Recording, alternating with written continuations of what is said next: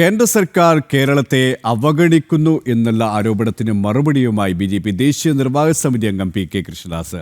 കേന്ദ്ര സംസ്ഥാനത്തിന് അനുവദിച്ച ഇ.എസ്.ഐ. മെഡിക്കൽ കോളേജ് സംസ്ഥാന സർക്കാരിന്റെ പിടിപ്പുകേടും കെടുകാര്യസ്ഥതയും കൊണ്ട് നഷ്ടപ്പെടുന്നുവെന്നും പി.കെ. കൃഷ്ണദാസ് പറഞ്ഞു.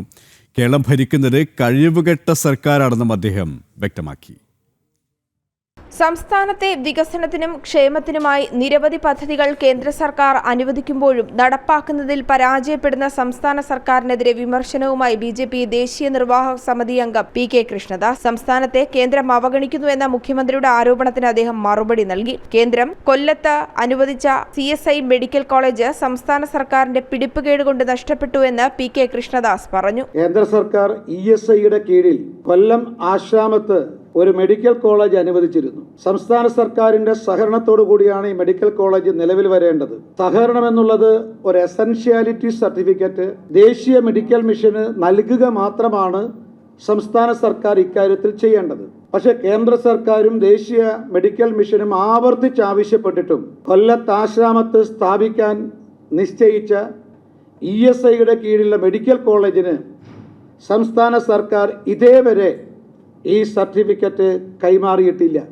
കേന്ദ്ര പദ്ധതി അട്ടിമറിക്കുവാനുള്ള ആസൂത്രിത അജണ്ടയാണ് സംസ്ഥാന സർക്കാർ നടത്തുന്നതെന്നും അദ്ദേഹം വ്യക്തമാക്കി. കേരളത്തിന് കേന്ദ്രം ഒന്നും നൽകിയില്ലെന്ന് പറഞ്ഞ മുഖ്യമന്ത്രി മറുപടി പറയണമെന്നും അദ്ദേഹം ആവശ്യപ്പെട്ടു. കേവലം ഒരു എസൻഷ്യാലിറ്റി സർട്ടിഫിക്കറ്റ് ആണ് ദേശീയ മെഡിക്കൽ കമ്മീഷന് കൊടുക്കേണ്ടത്. അതുപോലും കൊടുക്കാനുള്ള കഴിവില്ലാത്ത കഴിവുകെട്ട ഗവൺമെന്റാണ് ഈ സംസ്ഥാനം ഭരിക്കുന്നത്. തൊഴിലാളികളോടും കേരളീയരോടും സംസ്ഥാന സർക്കാർ മാപ്പ് ചോദിക്കണം എന്ന് പറയുകയാണ്. അപ്പോൾ കേരളത്തിന് ഒന്നും നൽകിയില്ല എന്ന് പ്രസ്താവന ഇറക്കിയ മുഖ്യമന്ത്രി ഈ സംഭവത്തോട്